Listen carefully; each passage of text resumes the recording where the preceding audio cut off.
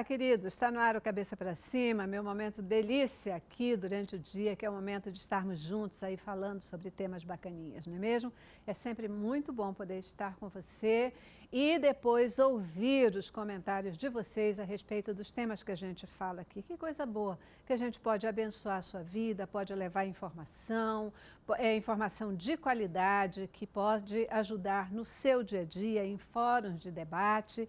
Eu recebi uma mensagem aí pelo Facebook de uma pessoa até me dizendo: vocês têm que postar os vídeos no YouTube porque a gente quer olhar, quer levar para outros fóruns em função do conteúdo relevante. Graças a Deus por isso. Graças a Deus de verdade por isso, porque Ele tem nos permitido ser instrumento nas mãos dEle para chegar até você, chegar ao coração de tantas pessoas. Mas olha, nossos vídeos estão já no YouTube, tá bom? Eles estão lá, sempre no dia seguinte eles já estão disponíveis para quem quiser rever o programa, quem quiser usá-los para debates, para uma nova reflexão, tá bom? É só procurar lá e você vai conseguir usufruir e rever a informação contida aqui. E olha, você, querido semeador de boas novas, você que tem estado com a gente, você que tem nos ajudado a estar no ar 24 horas por dia e tem nos ajudado, não é só porque você contribui financeiramente, mas é especialmente porque você ora por nós. As suas orações, elas fazem com que nós encontremos abertura financeira, abertura espiritual, abertura material para continuarmos aqui com força, coragem e bênção de Deus, né, levando as boas novas de Cristo a tantas pessoas. Que o Senhor te abençoe e te guarde, viu? E que Ele mantenha acesa essa chama de semear no reino de Deus. E que nós possamos continuar sendo terra fértil para receber a sua semente. Graça e paz a todos vocês que nos acompanham, não só no Cabeça para Cima, mas em toda a programação da Rede Boas Novas. É para ficar na sua cabeça mesmo, por isso que a gente repete todos os dias, que é para ficar aqui, guardado na sua mente. Beijo grande e carinhoso para todos vocês. Gente, no programa de hoje a gente vai falar sobre um tema que eu particularmente acho maravilhoso, acho sensacional. Talvez porque seja um tema assim, delicado, um tema sutil, daqueles que é fácil falar, mas nem sempre tão fácil da gente colocar em prática, né? Porque vamos combinar que é da natureza de todo pai e de toda mãe querer proteger os seus filhos, não é mesmo? A gente não quer que eles sofram, não quer que eles se decepcionem, não quer que eles se machuquem, quer que eles só passem por coisas boas. E muitas das vezes, nessa ânsia de proteger, de cuidar, a gente perde a mão. A gente perde a mão e ultrapassa a barreira da proteção, se tornando pais super protetores. E nessa dimensão a gente nem percebe que na nossa ânsia de proteger, a gente de verdade está deixando de proteger nossos filhos, porque a gente está deixando de prepará-los para a vida, de dar-lhes condições pessoais, individuais, de enfrentar o dia a dia, presente e futuro. Então, eu queria que você pensasse a respeito de você mesmo. Você é um pai, uma mãe protetora ou super protetora? Agora, olha só outra questão. Como é que a gente identifica essa linha fronteiriça, né, que passa da proteção para a superproteção? É por isso que no Cabeça para Cima de hoje a gente quer refletir sobre essa questão, esse tema da superproteção. Começamos com o nosso informativo. A Universidade de Gunma, no Japão, analisou os cérebros de 50 pessoas na faixa dos 20 anos e pediu a elas que respondessem a um questionário sobre sua relação com os pais durante os primeiros 16 anos de suas vidas, visando analisar o vínculo entre o comportamento de pais e seus respectivos filhos. O estudo mostrou que as crianças cujos pais são superprotetores ou negligentes são mais suscetíveis a desordens psiquiátricas que, por sua vez, são associadas a problemas em parte do córtex pré-frontal. Sendo assim, a pesquisa concluiu que pais superprotetores inibem mais que a liberdade dos seus filhos. Eles também arriscam reduzir a velocidade de crescimento do cérebro em uma área vinculada a doenças mentais. Olha só, né? Informação aí bacana? Pois é, a gente naquela ânsia de proteger, às vezes acaba pisando na bola, né? Porque ninguém super protege porque quer prejudicar, super protege porque quer super proteger mesmo, né? Achando que a gente pode passar o resto da vida deixando nossos filhotes numa redoma e podendo ser essa barreira de proteção para a vida. Não pode não, não pode não. Né? E é essa consciência, um pouco dessa noção que a gente quer levantar e refletir com você no programa de hoje. Vamos falar aí sobre superproteção e tem um time muito bacana, gente, aqui no estúdio para falar sobre o tema. Tenho o prazer de receber a Cristiane Braga, vocês já conhecem, psicóloga clínica, psicopedagoga. Que bom ter você aqui de novo, Cris. Eu que agradeço. Muito obrigada, tá, pela oportunidade novamente. Você é superprotetora? Eu sou mãe protetora. Tento me controlar para não me tornar uma superprotetora, mas é difícil, né? A gente fica tão preocupado com essa realidade que a gente tem, né, de uma violência tão grande, que às vezes a gente se perde um pouco desse caminho aí, se a gente está fazendo certo ou errado. É isso aí, né? Mas eu imaginava que você ia responder que era protetora. Sou protetora. Né? Vamos ver no resto do programa. Quero apresentar para vocês também a Bernadette Casadei. Bernadette é psicóloga clínica, analista junguiana. Muitíssimo obrigada por dedicar tempo aqui para nossa reflexão. Eu que agradeço pelo convite, pela oportunidade de estar aqui com vocês e poder contribuir um pouco com o meu conhecimento como psicóloga e como mãe também. Como mãe também. Então vale a pergunta. E aí, você tem quantos filhos? Tenho um filho de 16 anos. 16 anos. É protetora, super protetora. Protetora. Mas quase indo para a super proteção. Tentamos. Às vezes é difícil, né, a gente poder chegar aí nessa linha bacaninha, mas eu quero saber, vocês são os especialistas e que vão dar dicas para a gente aí de como perceber que a gente está furando essa barreira, né? Furando essa barreira. E aí quero apresentar para vocês também a Celi Dias, que completa o nosso time de hoje. Celi é pedagoga, é professora e olha, gente, de cara ela já começa assumida, dizendo que é mãe super protetora. Tá aí, muito bom. Obrigadíssima pela sua presença. Nossa, eu que agradeço por estar aqui conversando num assunto muito importante, muito amplo, né? Assim, eu confesso assim, já fui muito super protetora, estou tentando, né, mudar isso, mudar essa minha forma de pensar, tenho refletido muito. Né? E quando assim a gente toma consciência disso, né, que a gente está super protegendo, é isso aí, a gente toma consciência e começa a ter que também tomar atitude. Se a gente entende, né, entende que é essa coisa de proteger as nossas crianças, os nossos filhos, que a gente não tem capacidade de fazer isso pela vida fora, né? Não tem, não adianta, não adianta. É dado de realidade. Mas assim, vamos tentar definir aqui o que é a superproteção. Acho que proteção todo mundo sabe, né? Mas e também a gente vai depois tentar marcar essa linha. Mas o que é a superproteção? A superproteção é exatamente o que você estava falando ainda há pouco. É colocar a criança ou adolescente numa redoma de vidro, achar que com os seus cuidados ele está livre do mal que existe no mundo. Né? É não permitir que essa criança viva suas próprias experiências, que passe pelas frustrações que são necessárias para a vida e acaba com isso, acaba que esse nosso comportamento vai prejudicar futuramente o nosso filho, porque ele vai se tornar uma pessoa carente, uma pessoa frustrada, porque não aprendeu a tomar as suas próprias decisões. Não precisa você dizer as características agora não, senão você vai acabar com o meu programa logo no início.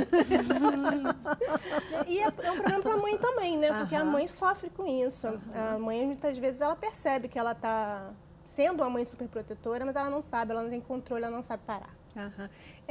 Porque às vezes isso angustia mesmo, né? Porque você assim...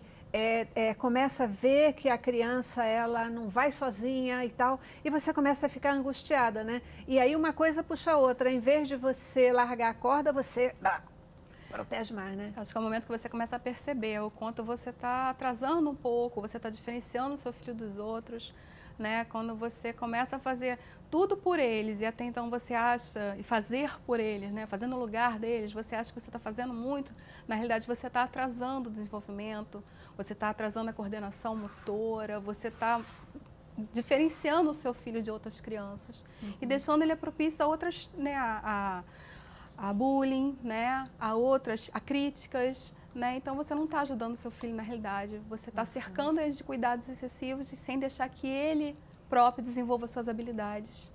Acaba criando uma criança insegura, indecisa, para tomar suas próprias decisões, inclusive de até mesmo numa cantina comprar o seu lanche, porque a mãe e o pai faz tudo por eles, então eles não sabem tomar decisões sozinhos.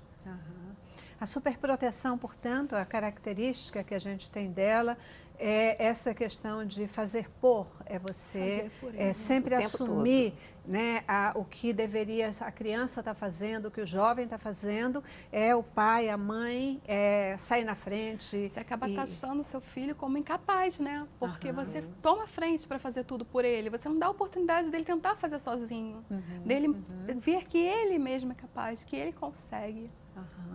Mas na hora que esse pai, essa mãe, essa avó, né, esse cuidador, ele começa a ter esse tipo de atitude, é tão fácil, é tão assim claro a gente perceber que de repente você está fazendo e que o fato de você estar fazendo está incapacitando, está limitando essa criança, porque às vezes a gente nem percebe, né? A gente vai, acha até bonitinho, porque, não, meu filho não precisa fazer isso não, eu faço.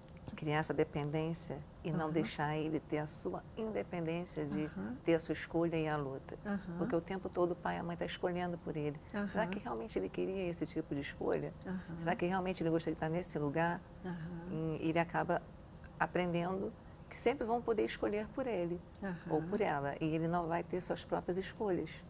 E vai acabar responsabilizando esses pais por crescer dessa forma, tão indeciso, tão inseguro, com suas capacidades incapazes. Ele tem potencialidade, tem capacidade, ele poderia ter trabalhado isso, mas os pais acabam, de uma certa forma, sem querer, não é por querer, de uma forma inconsciente, prejudicando esse desenvolvimento natural. Até eu estava brincando com elas, deveria ter uma palestra na escola para os pais, de coisas que deveriam ser faladas e não deveriam ser faladas para os filhos. Na escola é mais fácil de se perceber essa dependência da criança, essa questão de que a falta de iniciativa, essas características. De repente, a escola é o primeiro ambiente que a gente começa a perceber essa questão na criança? Sim, porque a superproteção ela começa desde o início lá da criação. E normalmente as pessoas veem aquilo como normal. É bebê ainda, está aprendendo a andar, está aprendendo a fazer as coisas, então acham até bonito, conforme você falou, é bonitinho uma mãe superprotetora. Só que aí a criança vai crescendo e vai saindo daquele espaço e começando a socializar. E é nesse momento... Caindo na real, Caindo na real. Caindo na real. Que a primeira pessoa a perceber é a professora, porque você tem ali um grupo de crianças com um desenvolvimento médio, cada uma tem que estar fazendo mais ou menos aquilo, para a idade que tem. E a professora começa a perceber, esse menino cai e chora, esse menino não quer brincar, né? Ou então a mãe que chega no portão fica chorando no primeiro dia de aula porque o filho foi para a escola. Então a professora, na escola mesmo, é o primeiro ambiente que a gente consegue perceber que ali está havendo uma situação de superproteção. Ou a criança está chorando porque brigou com o coleguinha, a mamãe vai lá, o papai vai lá tomar satisfação, né? Fulano. Aí as mães brigam, as mães brigam porque os filhos se desentenderam, essa questão toda, e com isso você acaba atrapalhando a vidinha do filho.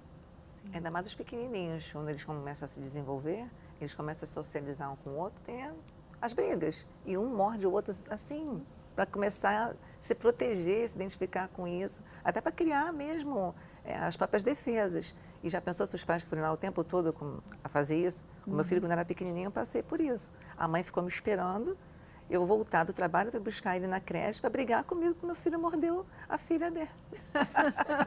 O que eu poderia fazer a respeito? Eram bebês, eles estavam ali interagindo entre eles, mas por que eu ia brigar com meu filho? Bebezinho, será que ele ia entender que ele mordeu? E por que ele mordeu? Foi uma hora que ele estava se defendendo de alguma coisa ali, um momento deles. O que você fez? Não, nem conversei com ela. Não? Não, vim embora. Não tinha o que conversar. Mas ela ficou me esperando. Dá nessa mãe. Vou. E a escola também não interferiu? Não, porque ela ficou do lado de fora me esperando para brigar comigo, porque meu filho mordeu a filha. Os dois bebês brigando. É uma situação mais comum do que a gente, muitas vezes, pode efetivamente imaginar, né? Gente, aqui o nosso tempo passa rapidinho, eu já preciso fazer a minha primeira parada, vou para o intervalo e eu quero voltar e entrar um pouquinho mais no mérito dessa coisa do que vocês já falaram vários, mas a gente pontuar os que eu estou chamando aqui de malefícios da superproteção, né? Normalmente, por que a gente está aqui afirmando que em vez de proteger, quando a gente superprotege, a gente está prejudicando uma criança, né? A gente está afetando sim o presente dela e o futuro dessa criança. E eu estou aqui curiosíssima para entender em que momento você percebeu que você estava superprotegendo. E que aí, como é que foi esse processo aí de mudança? O que você vem fazendo para mudar o rumo dessa prosa, né? Porque o teu exemplo pode ajudar, quem sabe, um monte de mamãe, de papai, de vovó, de titio, etc., que tem o mesmo tipo de atitude, né? E que eu espero que consigam perceber que é preciso mudar, não é? Vamos para o intervalo, a gente volta já já. Cabeça pra cima. Cabeça pra cima. Isso aí, a gente falando aqui sobre superproteção e eu vou colocar a pergunta de novo. Como é que você se classifica? Você é superprotetora ou é só protetora? Hoje até foi superprotetora, mas se deu conta de que, opa, deixa eu parar com essa história aqui e mudar o rumo dessa prosa, né? Porque esse é o grande jogo da vida, né? É a gente poder identificar as situações, aquelas coisas onde a gente precisa promover mudança, tomar consciência disso e ir em frente, fazer a mudança acontecer. E nada muda se você não mudar. Nada muda se eu não mudar, né? Toda mudança, ela começa efetivamente por cada um de nós. Só para a gente sistematizar, então, quais são, assim, vocês já falaram, né? Normalmente uma criança que ela é super protegida, ela se torna mais dependente, que mais? Insegura. Não criativa. Não criativa, né? Tem mais dificuldade de tomar decisão, porque ela não sabe tomar decisão, sempre decidiram por ela, engessada, né? Então, dependente emocionalmente, se torna uma pessoa bastante. com dependência emocional. Dependência emocional, né? Porque sempre que tinha alguma coisa, ela chora, alguém mordeu ela, a mamãe vai lá resolver, né? Então, para que ela não sabe resolver seus próprios problemas, não suas sabe demandas. resolver. Não sabe. Sempre tem um outro para ajudar a resolver. Isso. E pode trazer outros transtornos também. Depressão, ansiedade, tudo por conta de superproteção. Porque, na verdade, você se sente incapaz, né? Então, se você se sente incapaz e aí, de repente, você não tem mais aqui o papai, a mamãe do lado para resolver, o que a gente faz, né? Aí, quando você vai ficando maior, você está no seu grupo de amigos, alguém diz alguma coisa que você não gostou, cadê papai, cadê mamãe, cadê alguém aqui para resolver para mim? Não tem. E aí, como é que fica? E aí essa criança, esse jovem, ele começa a ser pressionado pelos amigos, né? Ele começa a recorrer a formas erradas para ele poder se sentir seguro, né, confiante, seja no álcool, nas drogas, nas más companhias, né? Ele busca alguém para suprir aquela necessidade que ele sempre teve de estar ali com os pais, naquela redoma, né, naquela super proteção. Perfeito, bacana essa colocação, é isso mesmo. Muitas vezes é isso, né? E talvez isso vai explicar muitas vezes por que os jovens eles vão para as drogas, eles vão buscar esse mecanismo de reforço, né, da personalidade. Porque quando se ele está cheio de droga, cheio de álcool, cheio disso, cheio daquele, aí ele tem coragem para fazer. Quando passa o efeito dessa droga, já era, ele não tem É mais. o medo de se jogar no mundo, o medo de interagir com o outro, o medo de ser aceito. É uma forma dele se colocar no mundo e ser aceito, porque essa idade da infância, adolescência, pré-adolescência, é muita transição para eles. Eles precisam entrar nos grupos e ter identificação entre eles. Ele começa a querer se identificar e se destacar, que ele é o melhor, que ele sabe fazer as coisas e que ele tem capacidade. E quando ele se sente dessa forma incapaz, ele vai recorrer a esses recursos mesmo, da bebida, das drogas. Os pais, eles precisam entender que o distanciamento é importante. O distanciamento que normalmente acontece nessa fase, na pré-adolescência e adolescência, em que ele quer ser independente, ele quer desenvolver a sua autonomia, esse momento é importante. E é nessa hora que ele vai se frustrar, mas aqui ele também vai se fortalecer. E os pais têm medo disso, né? O que o meu filho vai fazer sem eu perto? Não, ele não vai ser capaz, ele não vai conseguir, o mundo é injusto. E o adolescente sofre. Quem super protege mais, o homem ou a mulher? O pai ou a mãe? Quem é que normalmente... Eu precisava ter um homem aqui, né? Também para defender esse lado, né? Mas quem é que super protege mais? Normalmente é a mãe. A mãe, né? Normalmente é a mãe. erra O pai é muito bastante tranquilo. nesse sentido, né? Os pais, os homens em geral, quando tem algum problema, alguma demanda, eles agem com mais tranquilidade. Enquanto você está desesperada atrás do seu filho porque ele não chegou, está atrasado, o marido está tranquilo. Não, está tudo bem com ele, A mãe é fica muito tranquilo com emocional, ela, né? muito, Criança muito. pedacinho, né, que está fora do nosso corpo, né? Olha, não chegou ainda, vamos lá, corre. E é isso que você falou, ela passa a viver em função do filho, Sim. né? O tempo todo, é preocupada com a hora, liga toda hora para saber, não tem a sua vida, né? Acaba se anulando um pouco em função do filho. Né? O homem está tranquilo. É muito amplo esse assunto, porque a mãe, ela acaba fazendo muitas coisas erradas sem perceber. Né, às vezes por poupar o filho, né, de ter medo do julgamento da sociedade, ela omite muitas coisas, né, omite às vezes até do pai, né, para proteger o filho, para super proteger o filho. Achando que para proteger. Achando falsamente que está super protegendo. Mas é importante falar também que pais também são superprotetores, avós são superprotetores quando eles assumem esses cuidados, né, por exemplo, quando a mãe tem que sair para trabalhar fora. Né? Ou quando os pais se separam e a criança fica aos cuidados do pai. Então, assim, pais e avós também assumem esse papel aí da superproteção. E às vezes a gente tem situações, eu tendo a concordar que a mulher ela acaba assumindo mais esse papel, escorregando mais na superproteção, mas a gente vê muitas vezes isso, né? Que a mãe ela consegue ser mais durona. Às vezes ela consegue, mais durona numa boa, né? Consegue estabelecer mais limites e aí o filho vai lá, a filha vai conversar com o pai, aí o pai dá um jeito de neném escorregar, mudar a decisão, sem necessariamente tomar essa decisão junto, né? E às vezes, por quê? Porque não está o tempo todo, não está tão próximo, ou porque é mais... Vamos usar a linguagem comum, mais mole, né? Mais frouxo. Aí ele deixa, né? Tem todo esse tipo de situação. Ou porque ele é mais racional mesmo, ele consegue perceber a necessidade de dar asas para esse filho, para essa filha. A Cristiane colocou a autonomia. Acaba que o pai e a mãe, os dois, vamos colocar os dois, têm responsabilidade sobre os filhos. Perfeito. De tanto proteger em excesso, acaba tirando essa autonomia. E cresce sem autonomia para tomar decisão mesmo, cresce sem autonomia para se colocar no mundo e se frustra muito com o não. Porque o mundo diz não, muitas vezes, para nós e para eles também. E eles têm muita dificuldade de lidar com esse não. Então, como psicóloga, eu sempre oriento a dizer esse não, é bem saudável. Como mãe, eu sei que é muito mais complicado, eu me coloco na pele de mãe também. E essa função que não é dada, não tem um manual de instrução, não tem regra, não tem receita de bolo. Esse não a gente precisa dizer, mas de que forma vamos dizer?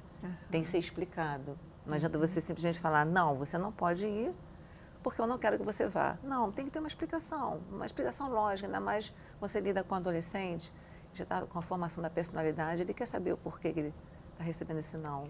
Porque entender é fundamental, né? É até a pergunta que a gente também quer colocar aqui para vocês, a importância dos limites, né? Na formação dessa autonomia, na formação dessa proteção e não da superproteção, né?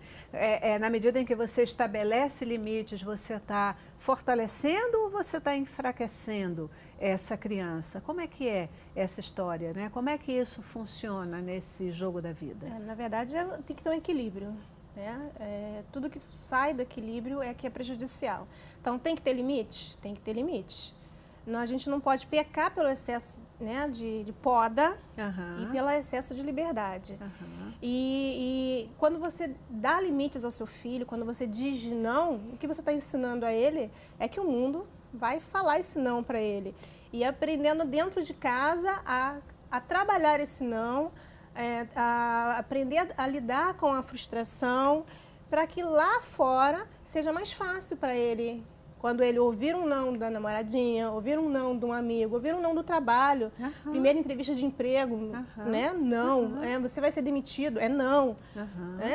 A vida não é conforme a gente quer, né? A vida não é uma realização de desejos. Até um não de si mesmo, né? De uma habilidade que você não tem, porque todos nós temos algumas coisas que a gente não consegue fazer na vida. A gente consegue umas e outras não. Então, aprender, né, a lidar com isso. E aí é na hora que eu sei, não, agora o que é que eu faço com isso? Né? Eu tenho como superar, eu tenho como lidar com isso, eu tenho que não, eu vou por outro caminho, qual é o plano B? Isso faz parte desse jogo da vida e do fortalecimento, né, da personalidade, da estrutura mental. A gente viu ali, né, até no informativo foi colocado isso, a questão do quanto que a superproteção, ela pode prejudicar, inclusive, o desenvolvimento neurológico, o desenvolvimento mental da criança. É isso mesmo? Sim. Porque o que acontece? A tomada de decisão das pessoas está, conforme ele fala no informativo, no córtex pré-frontal.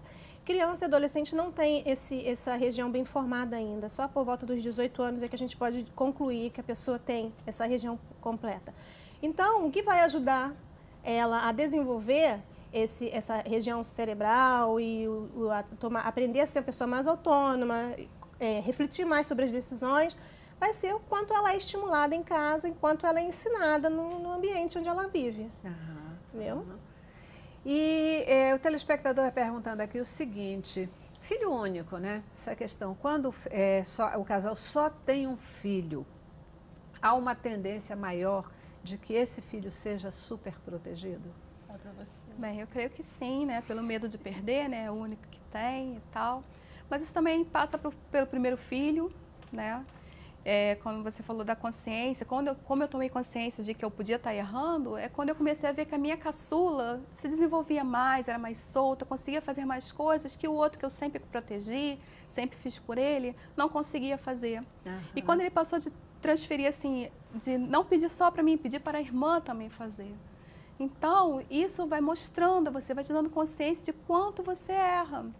Seja de um filho único, seja do primeiro filho, ou seja, quando você vive em torno disso. Eu venho de uma família muito protetora. Então, assim, hoje em dia eu me vejo como um adulto com algumas coisas que eu não consegui resolver sozinha, né, como algumas insatisfações. Então, assim, eu não quero isso para meus filhos. Né? Como educadora, eu também passei por muitas situações em que eu via que crianças, para se desenvolver, elas precisavam estar mais seguras, não ter medo de mudança, né? Ter uma boa coordenação desenvolvida. E quando elas eram muito protegidas, isso impedia, né, que ela tentasse o acerto, o erro, que ela se desenvolvesse iguais às outras crianças. Então, é muito importante a gente ver isso, né? Como lidar com várias situações, né, sem prender demais, sem sufocar demais, sem um cuidado excessivo. E aí a Celi, ela percebeu porque teve um segundo filho e aí de repente começou a comparar. Opa, pera lá. Opa, né? Tá na hora de mudar. Porque isso acontece sempre. A gente primeiro filho, marinheiro de primeira viagem, né? Não vem com manual de instruções, a gente é cheio de dedos, cheio de cuidados, aquela coisa toda. E segundo filho é sempre diferente. Por quê? Porque a gente já tem uma outra experiência, já sabe como lidar, tem menos medo, né? Medo de quebrar, medo de cuidar, medo de dar banho, medo de brigar, né? Brigar numa boa, de conversar. Brigar é uma expressão que a gente usa, mas a gente não tem que brigar com o filho, não tem que brigar com ninguém, né? A gente tem que conversar. Eu acho fundamental essa questão de você explicar por quê. É isso, por isso. Não é isso, por isso. Porque é esse entendimento que vai fortalecer, né? Que vai criar essa base.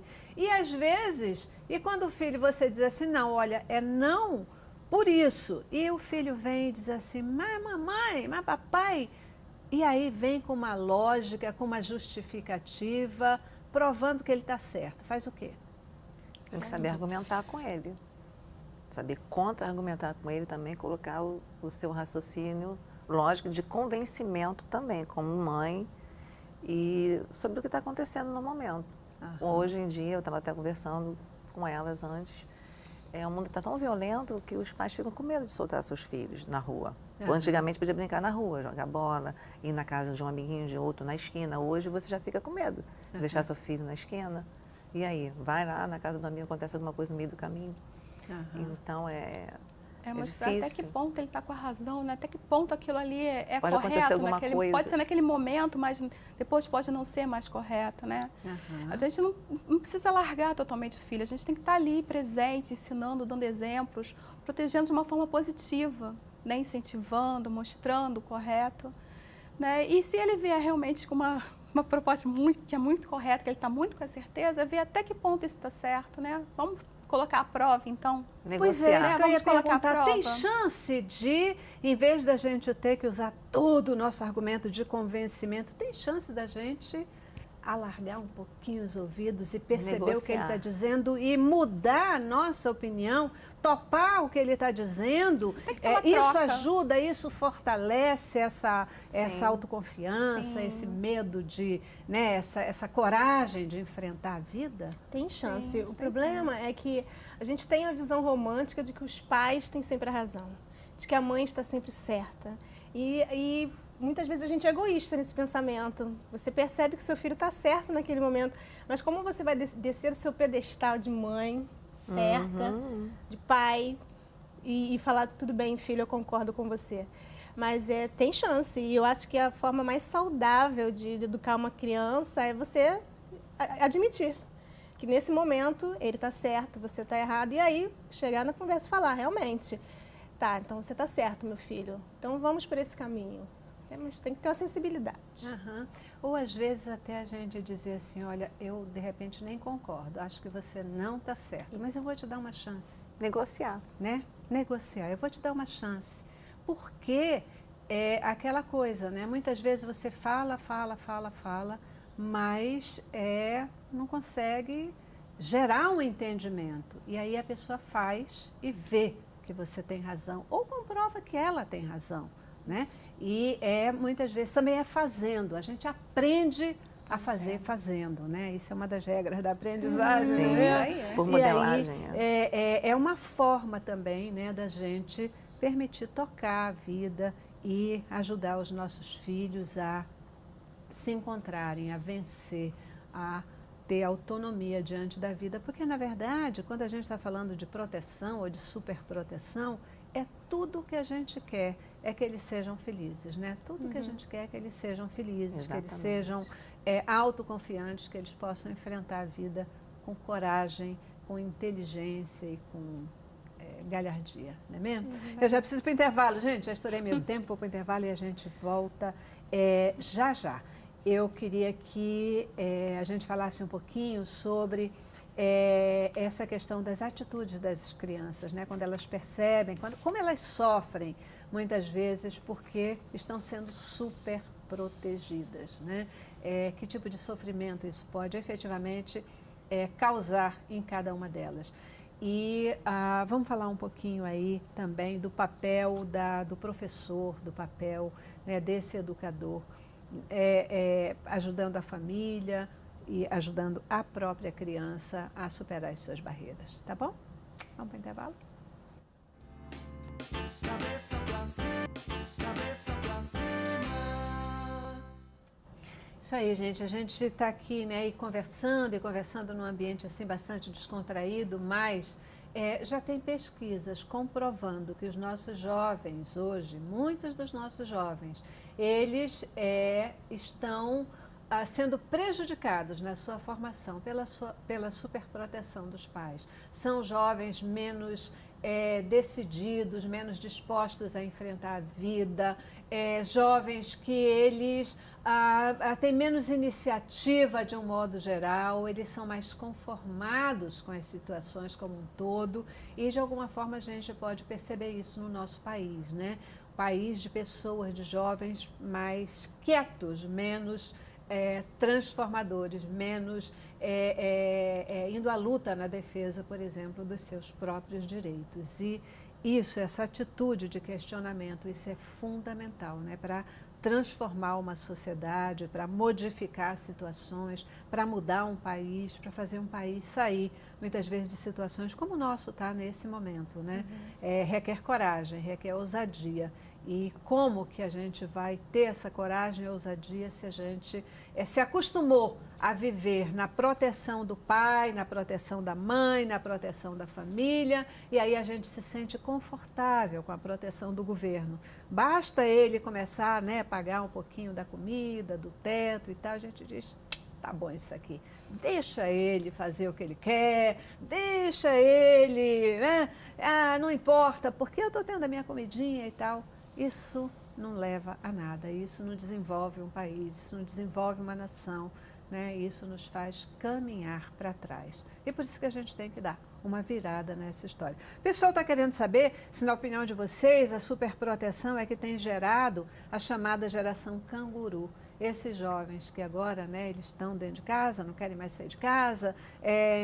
A gente via tanto, né, o jovem que queria ir morar sozinho, a sua vida, vai morar no exterior, vai para outro lugar. E agora os jovens estão fazendo o caminho inverso, voltando para morar na casa dos pais e tal. O que é? Sim, porque o jovem que não quer sair de casa, ele não quer sair do comodismo, do cuidado da mãe, do cuidado do pai, deixa aqui que eu faço para você, deixa aqui que eu lavo a sua roupa, deixa aqui que eu pago as suas contas. Né? Então, é uma superproteção, sim, que ele está vivendo e ele não quer se liberar disso. É cômodo. Né? O que você está falando aí, o jovem, ele não vai para frente, ele não pensa em transformar porque ele está acomodado. Então, pode sim. É a famosa zona de conforto. Isso. Eu já tive pacientes que nós fizemos um trabalho em conjunto, ele precisava sair de casa, urgente, porque ele vivia em conflito com a madrasta. Então, você tem que ter o seu lugar. Já que você não tem seu espaço, seu ambiente na sua casa com seu pai, com a sua madrasta está sempre em conflito, você precisa morar sozinho, precisa fazer o seu caminho, precisa ter o seu lugar. E nós fizemos um trabalho juntos e ele conseguiu finalmente morar sozinho e não quer outra vida. Mas foi difícil, 21 para 22 anos. E se deixasse, ele ia ficar nessa zona de conforto. Porque, na verdade, se você quiser ser dono do seu nariz, você pode, né, fazer o que você quer, então você também tem que poder se bancar, né? Bancar, ter o sustento, ter as condições necessárias de fazer o que você quer, né? Só isso nos dá autonomia, porque senão fica assim, tá bom, eu quero fazer o que eu quero, mas você paga tudo para mim, né? Aí não tem Ele já viu como é que é condição, difícil isso, se manter, cuidar dele mesmo, ele ser a mãe dele, ele ser o pai dele, ele ter tudo isso introjetado nele, tomar conta de tudo, da vida dele, da casa dele, das coisas dele, ele ter autonomia. Ele viu o quanto ele cresceu nessa mudança, nessa virada de chave, que eu até brinco com ele, que ele fez uma virada de chave, de sair dessa zona de conforto que ele vivia em conflito, mas não conseguia sair desse lugar e ir morar sozinho. Perfeito. E como é que a gente faz? Como é que a gente faz essa virada? Quando a gente percebe, né, que está super protegendo, o que é preciso fazer para virar esse jogo, começar a se controlar, a ter atitude de mudança, porque ela tem que começar pela gente, para deixar de ser uma mãe super protetora e aí gerar essa mudança. O que fazer? Acho que a consciência de mundo mesmo, do mundo que nós estamos vivendo, nós temos que formar adultos menos frágeis, né, menos acomodados, que tenham grandes sonhos, né, que busquem o melhor para si. Então é nesse momento que começa a cair a ficha, que você começa a ver, nossa, eu tenho que preparar meu filho para a vida, para o mundo, né? E a internet está aí, você tem muitas matérias para ler, muita coisa boa para ler, muitos debates, né? Então é hora de estar estudando, de estar vendo, de estar se atualizando, né? E deixando para trás essas coisinhas mesmo que com o tempo você tem que deixar ele viver, você tem que dar asa para os seus filhos. E como é que coisas práticas, como é que a gente dá asa? Como é que a gente começa agora, se a criança, a gente já está percebendo, está insegura, está medrosa, está isso, está aquilo, agora quais são as atitudes que eu preciso ter nesse dia a dia para começar a arrancar as raízes e transformar raízes em... Todo mundo precisa ter raiz e precisa ter asa, né? Na minha opinião, a gente precisa das duas coisas, né? Não pode ter só asa, não. A gente precisa ter raiz em algumas coisas também. Mas se só tiver raiz, é complicado, né? Se só tiver asa também. Como a gente pode agora ir transformando raízes em asas? Quais são as atitudes que deve se adotar? Bem, eu tiro por mim, assim, eu passei a apresentar coisas novas, eu passei a mudar um pouco a rotina dele, né? A minha rotina também, o que antes eu fazia por ele, eu já dou autonomia para que ele faça sozinho, né? Eu apresento situações onde ele possa decidir, né? Busco a opinião dele, né? Para desenvolver isso, né? E eu sinto que ele se sente muito, muito bem, né? Ele fica muito feliz quando ele faz alguma coisa que ele mostrou para mim que ele é capaz, que ele consegue fazer. É muito bom para o pai. Embora às vezes a gente seja cego com relação a isso, né? Achar que é só a nossa proteção que vale, mas quando você dá essa asa e você vê esse retorno dos filhos, né? Esse feedback é muito bom. E é uma coisa assim, super simples, né? Que a gente faz, às vezes, sem perceber. Mãe, tem a festa, não sei o quê, com que roupa eu vou? O que você acha? O que você acha? Qual você escolheria? Né? Deixar ele ter essa autonomia. Não é? Em vez da gente dizer, vai com tal roupa. O que você acha? Qual você escolheria? Se sente bem? Que você faria? Se sente confortável? Tá bem para você? Eu tenho um filho de 16 anos, eu desenvolvo isso nele, crio essa autonomia nele. E outra coisa que eu percebo também, como mãe, falta diálogo. A gente está sem tempo de ter esse diálogo, esse olho no olho com os filhos. Eu fui cobrada disso também.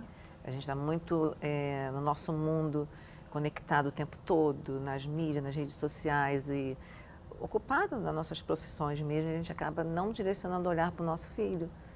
Nosso filho, nossa filha, a gente precisa ter esse olhar. Saber que eles precisam conversar também. Às vezes ele quer chegar para conversar, quer falar alguma coisa, mas você está ali no seu mundo, não está prestando atenção. Porque é nessa hora, né, Bernadette? É nessa hora, na hora da conversa, na hora do papo descontraído, do papo, né? Fora das situações, vamos dizer, de crise ou de crítica ou de tomada de decisão. É na hora do papo informal que você vai criando conceitos, né? Que você vai estabelecendo parâmetros, que você vai colocando valores e que você vai dando as dicas, né? Para na hora que precisa a gente poder buscar ali na memória aquele comportamento, aquele valor, aquela informação e aplicar.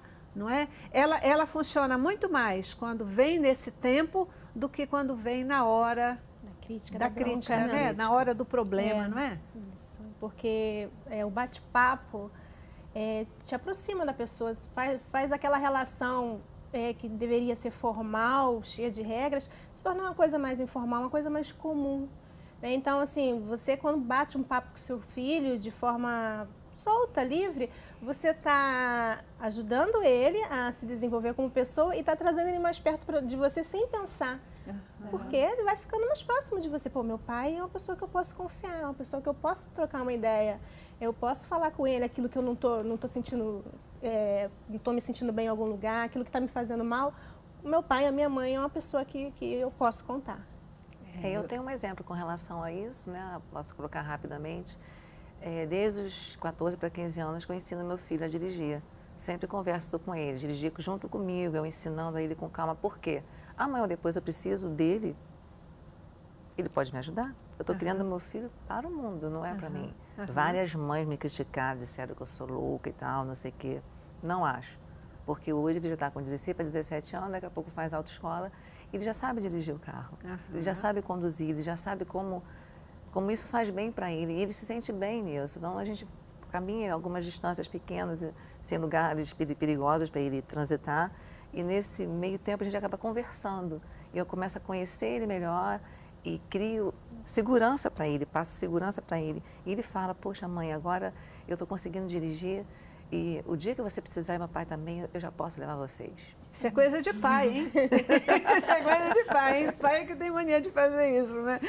Mas comigo foi ao contrário. Fui eu que ensinei essa autonomia para ele. A dirigir. Mas olha só, eu acho mesmo, e confirmando aqui, corroborando com aquilo que você já disse, Cristiane, que quando a gente tem a possibilidade de conversar, né, e de trocar ideias e de bater papo, quer dizer, isso já é um sinal assim espetacular, né, de que a gente está promovendo e produzindo confiança nos nossos filhos, credibilidade nos nossos filhos, para que eles possam chegar, conversar com a gente, compartilhar, trocar ideias, e é porque eles dão valor para as nossas ideias, né? Para poder depois chegar e colocar essas ideias no dia a dia das suas vidas. É isso aí, buscar ter esse diálogo é, sem dúvida alguma, um caminho extraordinário no estabelecimento de proteção e não de super proteção. Meu tempo acabou, vou para o nosso último intervalo e a gente volta para os comentários finais. Estourou de novo. Vamos lá.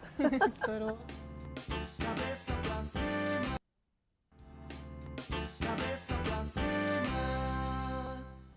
Isso aí, gente. A gente falando aqui sobre super proteção. Fica tranquilo, eu sei que é um assunto difícil, eu sei que muitas vezes é mais fácil a gente falar do que fazer, mas a mudança, né, a gente passar a fazer aquilo que a gente acredita que deve, ela começa pela informação. E aí trocar ideias com vocês e compartilhar, né, as experiências, os conhecimentos de vocês, com certeza é precioso, porque além de trazer boa informação, mostra que é possível, né, mamãe? É possível mudar. Eu queria, assim, a gente está em reta final aqui do programa, agradecer de verdade a presença e participação de vocês e abrir agora um espaço para a mensagem final de cada uma de vocês para o nosso telespectador. Quem quer começar? Eu posso começar? Então, a minha mensagem é para que a mãe e o pai, eles percebam, eles que estão vendo ali uma situação de superproteção, é olhar para si e ver o quanto que ele está abrindo mão da sua vida, o quanto que ele está vivendo em função desse filho e não tem mais as suas próprias experiências pessoais, onde ele não tem mais ali metas para ele cumprir. Então, se ele está percebendo isso, provavelmente ele está saindo do limite da proteção e entrando na superproteção. E é terrível, né? Porque muitas vezes a gente usa essa desculpa, né? Eu não sei o que fazer da minha vida, eu começo a sufocar meu filho, super proteger, e aí eu estou prejudicando a mim e a ele também, né? Então, é uma dica bem bacana essa que você acabou de colocar. Quem mais? Eu deixo uma mensagem aqui para os pais terem um olhar para os seus filhos, conversem mais com eles, dialoguem mais com eles e percebam o que eles querem. Até preparem eles para o mundo, mas não fiquem criando expectativas do que eles não foram no passado. Maravilha. Com relação à escolha da profissão, principalmente, essa demanda é muito grande de consultório, de o pai e a mãe querer que o filho seja aquilo que eles não foram e jogar toda essa expectativa e criar toda essa ansiedade em cima do filho. Deixa os filhos escolherem os próprios caminhos, tomar as próprias decisões e fazerem as suas próprias escolhas do que eles querem ser. Apenas fortaleça esse diálogo, porque os pais não conhecem seus filhos. Percebam muito isso em consultório. E a primeira coisa é buscar conhecer e respeitar, né? Deixar que esse filho siga o seu caminho, né? O caminho do filho, e não tenha que viver a sua vida, a vida que você não viveu. Exatamente. Né? Celi. Bem, eu vou deixar um provérbio popular que fala assim: bendito aquele que consegue dar aos filhos asas e raízes, né? Deixe seu filho voar, permita, né, que eles voem até longe de você, mas gere autonomia, gere confiança e coragem, né? Essa é a verdadeira proteção para a vida, né? Gerar coragem nos seus filhos. Bacana, bacana. E quando a gente pode colocar raízes no Senhor, né, na palavra, com certeza, esses jovens, esses filhos, eles vão poder voar com muito mais sustentação e farão voos altíssimos, mas com segurança e com vida plena e com vida abundante. É assim que a gente falou aqui, a gente tem que ensinar o menino no caminho. Isso significa estar junto com ele ao longo da estrada, né? Esperamos que você possa, se você é um pai super protetor, uma mãe super protetora, que você possa olhar para si mesmo e mudar, porque eu tenho certeza que não é isso que você quer para o seu filho. Que Deus abençoe a vocês aqui pela presença hoje, pelo bate-papo, a você que participou conosco, e a gente termina o programa com o Ministério Atitude cantando para a gente. Paz.